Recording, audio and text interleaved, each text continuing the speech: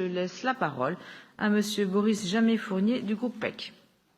Merci beaucoup Madame la maire. Alors chers collègues, vous avez probablement sur vos tables, dans vos mains, je ne sais où, un téléphone portable, peut-être même un smartphone, et donc un bijou de haute technologie, un symbole de la modernité, évidemment un outil de communication, de divertissement aussi, parfois de travail, mais ces téléphones, au-delà d'être tout cela, ils sont aussi de futurs déchets numériques.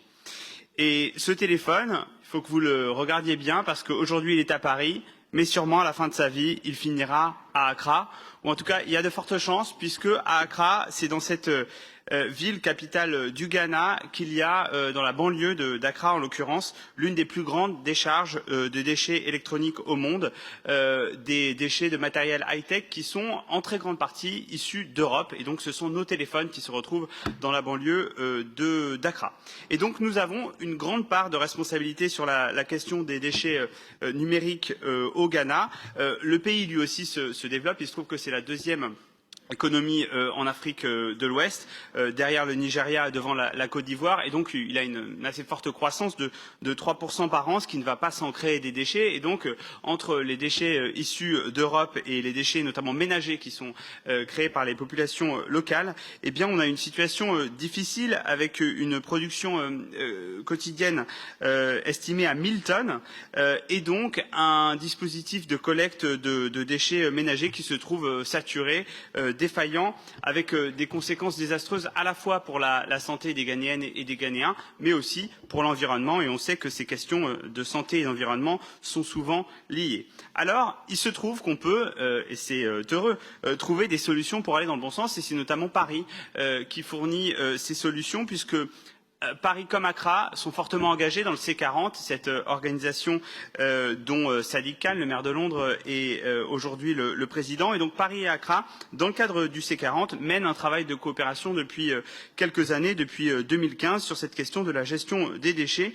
Et ces échanges visent à renforcer les capacités techniques de la municipalité d'Accra, donc avec le soutien de Paris, par des formations notamment qui sont organisées à Paris, des missions d'assistance technique et le déploiement de ce qu'on appelle des projets pilotes autour de certains sujets dont la collecte sélective et le compostage, des sujets chers à ma justement très chère Colombe Brossel que je salue, qui me fait un petit signe. Bref, depuis 2015, donc cette collaboration existe. Depuis 2018, notamment grâce à cette coopération justement, la ville d'Accra a assez radicalement, il faut le dire, amélioré son système de gestion des déchets et en reconnaissant par exemple le travail de ramasseurs qui étaient auparavant des ramasseurs de déchets informels, elle a formalisé l'emploi de ces personnes. Près de 850 travailleurs ont ainsi accédé à un emploi formel. Elle a également fait des efforts sur son taux de collecte qui a augmenté assez substantiellement d'environ 10%.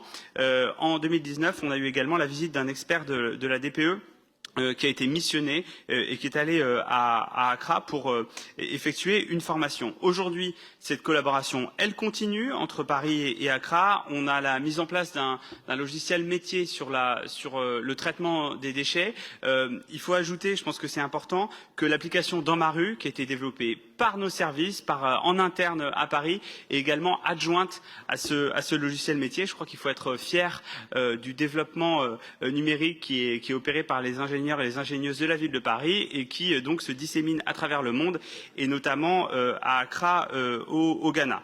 On a également une collaboration sur la relation avec les prestataires de collecte.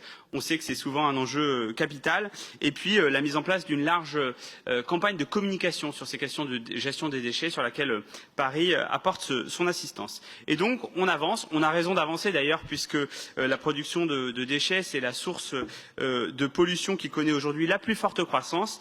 Et donc il nous est aujourd'hui proposé, j'en termine, de renouveler notre soutien à cette coopération technique entre Paris et Accra, qui a connu, vous l'imaginez, des perturbations lors des derniers mois avec la pandémie mondiale. Et donc, je ne doute pas que nous sommes tous et toutes d'accord pour réaffirmer le rôle essentiel et reconnu mondialement de la ville de Paris sur ce sujet majeur, à la fois pour la qualité de l'environnement, mais aussi, et peut-être surtout, pour la santé des Ghanéennes, des Ghanéens, qui nous savent gré de cette implication. Je vous invite donc, chers collègues, à voter cette délibération de GRI 70 et je vous remercie. Merci, Monsieur Jamé-Fournier.